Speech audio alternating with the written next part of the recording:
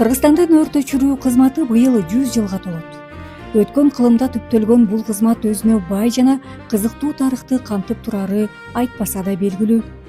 Анткени ар бир доордун өзүнүн өзгөчөлүгү жана өрт өчүрүүдөгү мүмкүнчүлүгү болгон.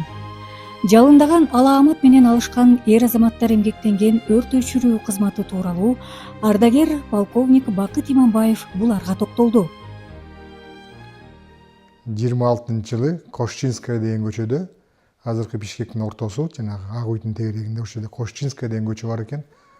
Ошо Бишкектин ал кезде Фрунзенин горкомхозунун буйругу менен пожарный обоз уюшулсун деп токтом чыгыптыр. Ошондо 15-июнь 26-жылы июнь башында экен. Анан акча жок. Эң биринчи баягы акча бөлүнүп туруп, анан баягы күзөт уюшулганы ошо 15-июнь 26-жылы экен. Ошондо ошол эмеде пожарный обоз деп коет. Ошол өрт өчүрүү кызматында 9 киши бар экен. Анан 4 ат араба бар экен, бочкасы менен. Мынтип конно-бочечный ход деп. Ошо 4 арабасы бар экен, 9 киши иштечү экен. Анан кийин 29-жылы Өзгөндө, Ошто, Караколдо, Нарында ошондой эле эмелер уюшулуптур. Эгер мисалы үчүн 26-жылы 5000 рубль бөлүнсө, Бишкектеги ал кезде Фрунзедеги эмеге каржылаганга, пожарный обозго, өрт куткаруу кызматына, мисалы үчүн Каракол менен Нарынга 4000 рубль бөлүнүптүр да. Анан ошентип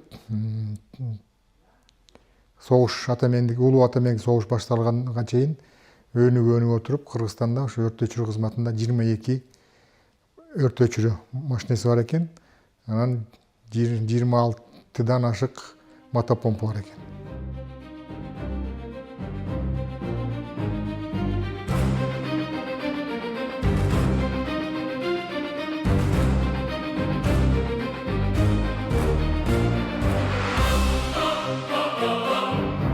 Сиз билесизби, өлкөдө өтө татаал жана кооптуу кызматты бир убактарда аялдар да аткарууга туура келген.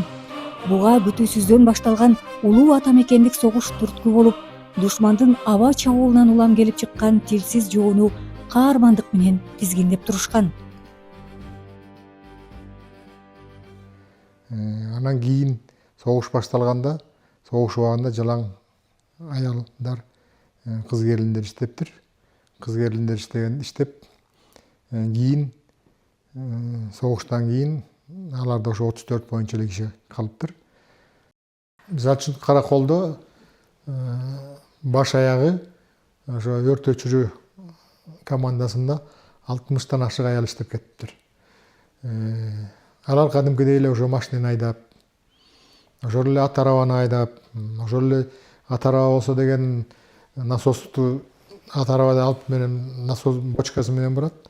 Анан насос бар, насосту чечип туруп, түшүрүп туруп, анан бочкага түтүктү салып турган насос менен бакачып берет. Өрткө барганда эшикти ачыш керек да, ошол экен эле багор менен лом менен ачып, кадимкидей эле жанагы суу түтүктү алып туруп, стол менен суу берип, кадимкидей ошентип иштешкен. 60тан ашык иштешкен. Кийин ошол убакта иштеген, мен 81-жылы окууну бүтүп келгенде бир 2-3 аялды көрүп калдым. Кармильцева, Толоконцева дегендер. Алар кийин уже иштеп жүрүп, пенсияга чыгарда уже бул эмелерде телефонист болуп иштеп калган да. Ошолорду биз көрүп калдык 81-жылы. Кадимкидей эле азыркы мына балдар иштеп атпайбы? Өздүк курам иштеп атпайбы? Ошондой эле кадимкидей эле лом менен иштеп, багор менен иштеп, ошондой иштешкен.